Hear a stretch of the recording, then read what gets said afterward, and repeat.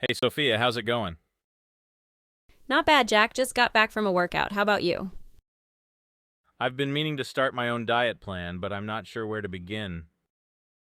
Well, first of all, you need to understand that losing weight is not just about cutting calories. It's a complex process involving the interplay between genetics, hormones, and lifestyle habits.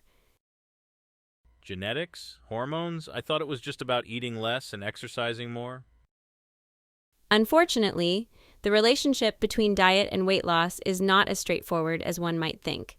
For instance, some people may experience a phenomenon known as metabolic adaptation, where their bodies adapt to the new diet by becoming more efficient at storing fat.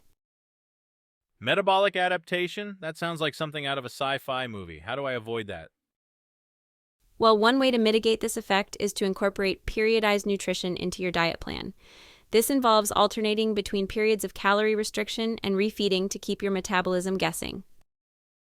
Periodized nutrition? That sounds like a lot of work. Can't I just stick to a simple eat less, exercise more plan? While simplicity may be appealing, the truth is that a well structured diet plan takes into account individual factors such as macronutrient ratios and caloric needs to ensure optimal weight loss. Macronutrient ratios, caloric needs? You're speaking a different language, Sophia. Can you just simplify it for me? Okay, think of it like this. Aim for a balanced diet with plenty of protein, healthy fats, and complex carbohydrates to keep your body fueled and satisfied. Got it. So no more pizza and Netflix marathons for me.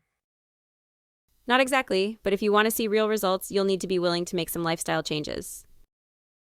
I'm not sure I'm ready for that yet. Maybe after I lose a few pounds. Well, the sooner you start, the better. And remember, losing weight is not just about vanity, it's also about improving your overall health and well being. I'll keep that in mind. Thanks for the advice, Sophia.